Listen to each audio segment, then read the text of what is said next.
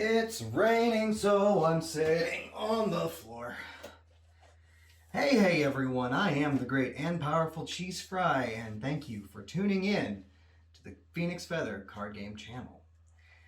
Today, I'm going to try and be a little less controversial than I have been, and instead of talking about Digimon, I want to talk about something I'm equally interested in, which is Card Fight Vanguard overdress.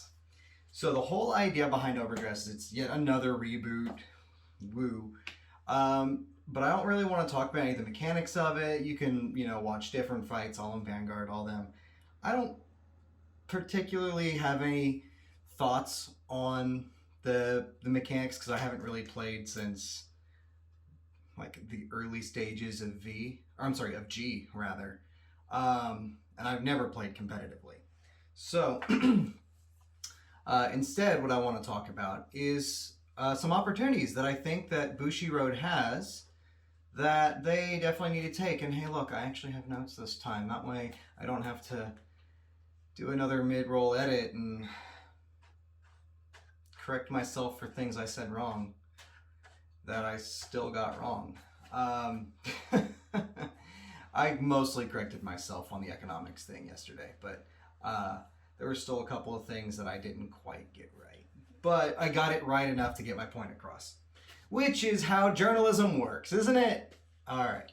Anyway, so like I said, I want to talk a little bit about the potential for new stories that Bushiroad has in the overdress era. I understand that the story of this new Cray takes place 3,000 years in the future of old Cray. So G plus 3,000 years. All the old gods have fallen asleep. The whole world has pretty much stopped believing in them. Prayer is no longer a thing, which means, of course, stride is no longer a thing. So you can't like call to the gods or call to future or past heroes to come and aid you. That's not a thing no more.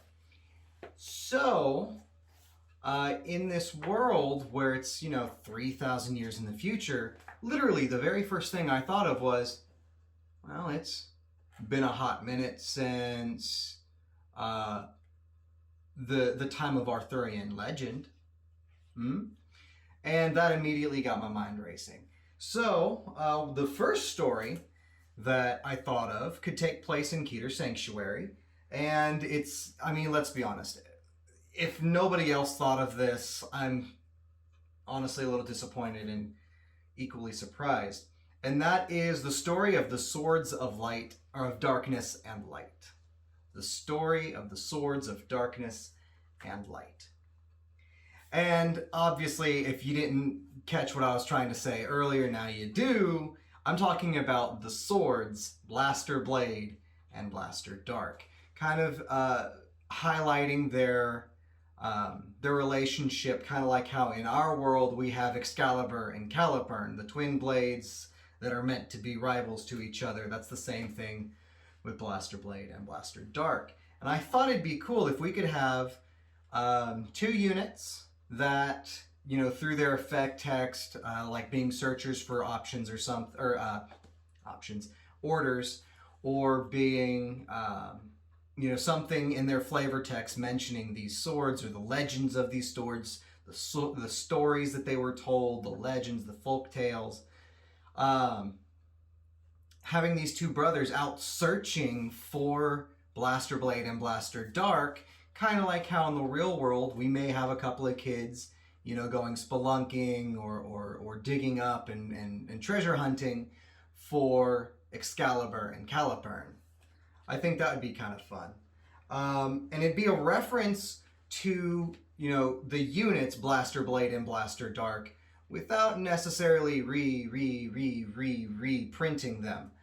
I think it would be really fun. You could give them new effects, basically tell the same story with new characters and actually kind of go deeper. So in one set, we might see those two brothers being as tight as brothers can be, as thick as thieves.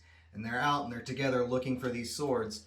And then maybe in a later set, 2-3 sets later, we continue the story. We pick back up. These brothers have had a falling out. Maybe show it in an order card. These brothers have had a falling out and they don't talk to each other and they've split up. And then in the next set or the next time we see them, one brother has found Blaster Blade and accepted the light, forgiven his brother, whereas the other has still held on to that resentment and comes across Blaster Dark.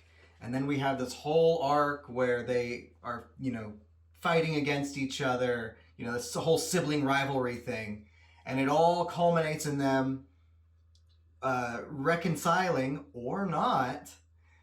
And we see the creation of a new version of Majesty Lord Blaster. I think that would be really cool. And again, it's retreading old territory in a new way, right? So now we're not trapped to, just Royal Paladin or Shadow Paladin.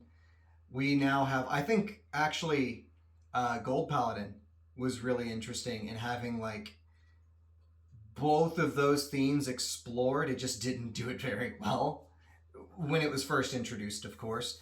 Gold Paladin I always felt like was Royal Paladin Light. Even when Gurguit came out, I wasn't super excited for it. But that's something I think would be interesting. And apparently in the Keter Sanctuary starter deck, there is a card called Silver Wolf Rider or something to that effect. And I desperately hope that that's a reference to Garmor, because that'll just strengthen my argument that Bushi can do this. All right. So we're going to move on from Keter Sanctuary. I want to talk a little bit about what I think they could do with Dragon Empire. And that is, I'm going to go back on my word here and say literally just remake Dragonic Overlord. I think that would be a very flavorful thing because correct me if I'm wrong, and I very well could be, but Dragonic Overlord's whole shtick is, motherfucker don't die. So seeing something like that would be really fun, in my opinion. Seeing, an overdress version of Dragonic Overlord, right? We have that dragon egg in the starter deck. Maybe that's a reborn Dragon Overlord, Dragonic Overlord, and we get that grade 0 version, we get a grade 1 version of it. We get to actually see Dragonic Overlord grow older. Grow up to be Dragonic Overlord. Instead of it, boom, here's your grade 3 boss monster. No, now we get to, kind of like how Ammon did it back in the original, where we had the different, the ride chain for Ammon. Actually getting to see a ride chain for Dragonic Overlord. That would be really cool. Even maybe even an overdress version? Ride the rear guard? Anyone? All right, that was literally all I had to say about Dragonic Empire, Dragon Empire, and Dragonic Overlord. I just want them to reprint Dragonic Overlord. And while we're at it, can we get Legion back, please? Just saying. Perditions for the win. I'm actually gonna, when I finally can afford to build premium, I'm going to build Perditions. I don't care if they're bad. even if they're not bad, I don't care. I want to build Perditions because they're the best Legion deck. I guess Bluish Flames, but I prefer Kagero. All right, so moving on, talking a little bit about Steingate and the Return of the Void storyline. This one's not so much what I want to see as what I expect them to do with it, because they've already mentioned that Steingate exists specifically to prepare for the Return of Void. We've already seen Star Vader's looking units. Maybe they just completely do the Link Joker arc again. But maybe instead of using reverse as their big, boss mechanic, instead of, pulling units from other clans, maybe they put spies in the other nations. So dual clanning units that are both, or I guess dual nation units that are both Steingate and another nation. I think that would be kind of cool. That's something that they don't explore very often. So seeing them put a Star Vader Like, clearly this thing is not from this area, but it mixes, you know, the Star Vader, Link Joker style aesthetics with the aesthetics of the nation that they're infiltrating. I think that'd be kind of cool instead of doing it the other way around. Moving on to the Dark States, just a short little, like, not so much a series of cards, but maybe references in cards. Kind of like how we in the real world have halls of fame for football and for entertainment and things like that. What's saying that Dark States can't do that with Gallows Ball and the circus, right? So maybe like how we had the Barnum and Bailey Circus, it's now been renamed. Obviously, it'll probably still be, you know, like the Pale Moon Circus or the Beast Tamer Circus, but like name it after Lukier, or have references to Lukier or the Beast Tamers or the Silver Thorn, right? Carrying the legacy of the Silver Thorn. As far as Gallows Ball goes, have a Gallows Ball Hall of Fame, and we see pictures of Dudley and Dudley and Dudley. Can you tell I didn't ever care about Spike Brothers and Dudley?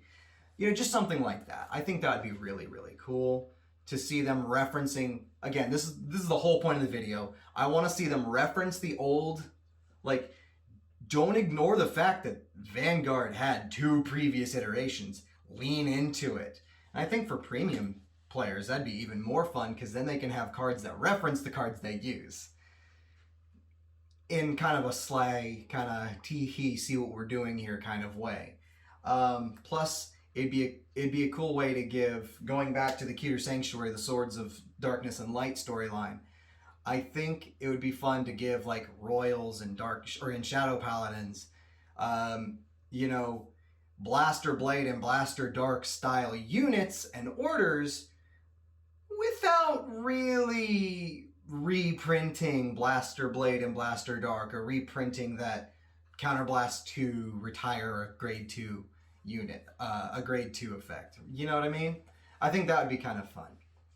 And then finally, the last thing that I want to talk about is the potential that they can have for not so much reprinting, but remaking G units. So the whole lore behind G units, at least from what I understand, and once again, please correct me if I'm wrong, because I probably am.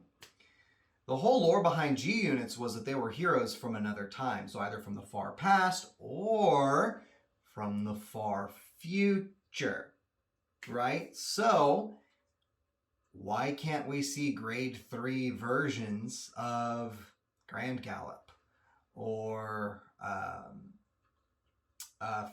I've literally forgotten every single G unit now that I can think of, but you know what I mean. Like, see grade 3 versions of grade 4 G units, G Guardians. Have them be like, let's see them in their grade 1 Sentinel forms. I think that would be a really neat little callback to the old mechanics and the old units without reprinting them, without introducing Stride into overdress. You know, maybe even lean into the overdress mechanic by making one of the overdress units be a grade 2 or grade 3 version of a G unit. Like, show that they've already got this potential to be more than what they are. They just have to be sucked through time to utilize it. You know? I think that would be really fun to see that. To see Bushi do that. That is all the notes I had.